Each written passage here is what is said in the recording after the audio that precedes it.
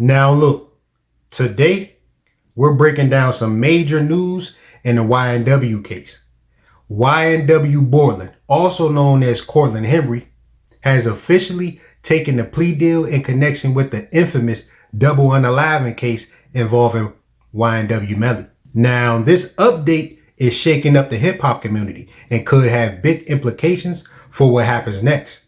So look, y'all sit back and relax and stay until the end of this episode because we about to walk through exactly what happened, what this means legally, and how it could affect YNW Melly's retrial.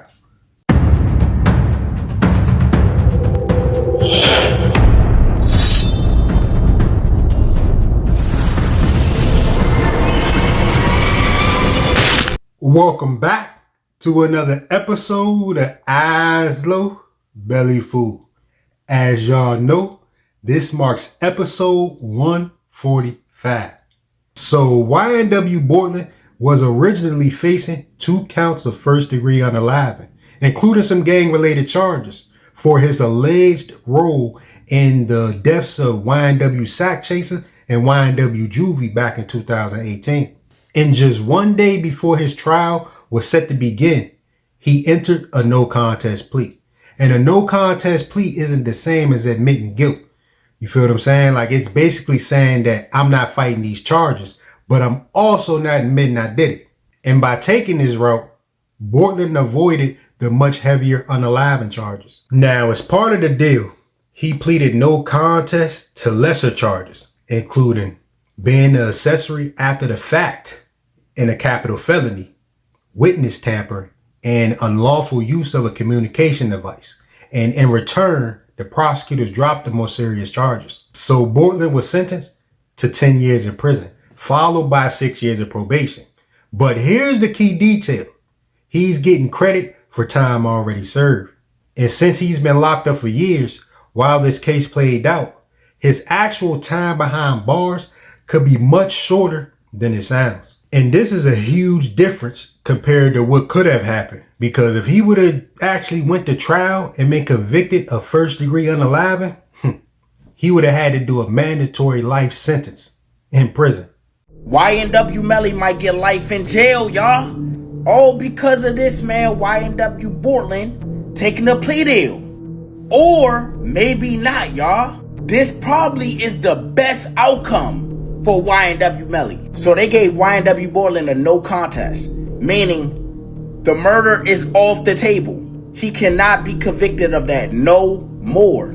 It was some conspiracy or tampering which got him 10 years with credited time served. So all the time he's been in jail, they're gonna credit that to that 10 years. And then in the state of Florida, you only serve out 85% of your time. So realistically, YNW Bortlen might only be doing like 3 to 4 years. Now, they said in agreement to this plea, he has a proffer, and nobody know what that really is.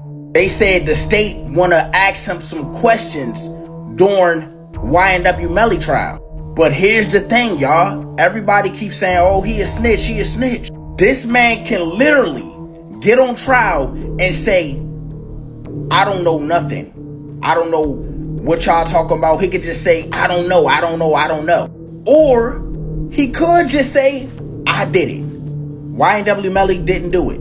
I did it. Because at the end of the day, he cannot be charged anymore on that. Nothing he say can make the judge go back and be like, oh, you did it, you're charged. Because he said everything from here on out on this plea is final.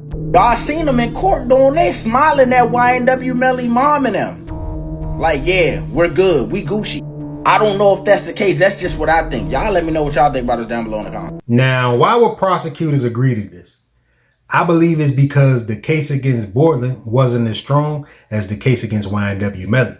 And by locking in a plea, the state could avoid a potentially messy trial, and uncertain results. And on Bortlen's side, the deal makes sense because it sets a clear limit on his punishment. You feel me? Like 10 years sound heavy and all that, but it sounds a lot safer than rolling the dice on a first-degree unaliving trial.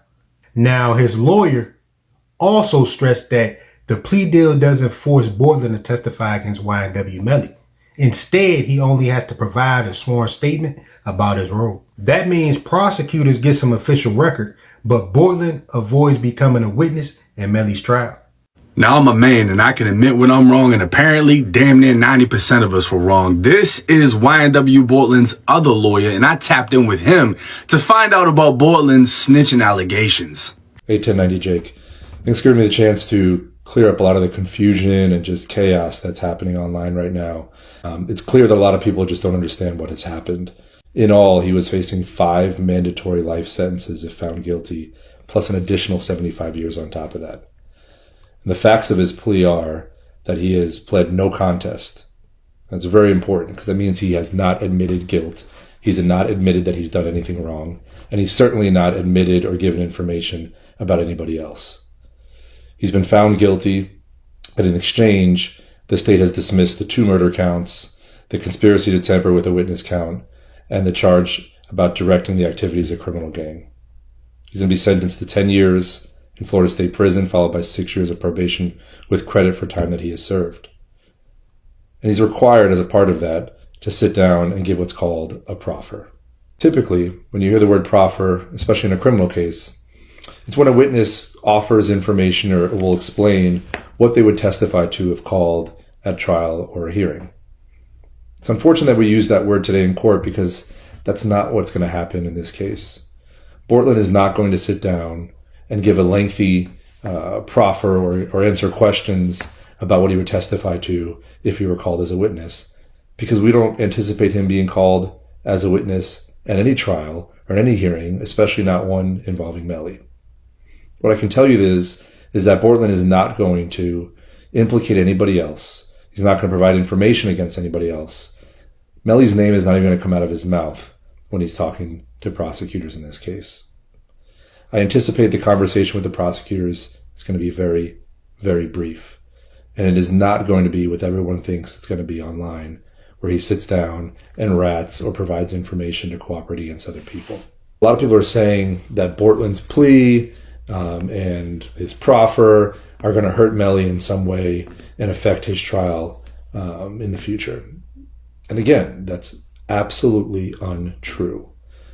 YNW Bortlen is not going to be a state witness. YNW Bortlen is not going to provide information that's going to impact Melly's trial in any way. YNW Bortlen is not expected to come and provide information against anybody. So to be clear, his plea, his proffer, and anything surrounding it will have absolutely no impact on Melly's trial. So what does this mean for YNW Melly? I mean, it's kind of complicated because Melly's first trial ended in a mistrial because juries couldn't reach the verdict. And since then, his retrial has been delayed multiple times over evidence and procedures. And I believe it's scheduled now for January 2027. It just shows you how dragged out this case really have been. And with Bortlen taking the plea, the prosecution loses a co-defendant they might have pressure to testify. Now, on the other hand, they still gain a sworn statement, which can be used in some type of capacity. Either way, this changes the dynamics of Melly's case moving forward. Now, I want to hear what y'all think about this situation. Do you think YNW Bortlen's sworn statement will shed light on the truth, or will it just create more unanswered questions? Go ahead and let me know in the comments below. And if this video resonated with you, go ahead and hit that like button. Give me a thumbs up and also subscribe and hit that bell notification for more episodes. I'm going to catch y'all in the next one. Peace.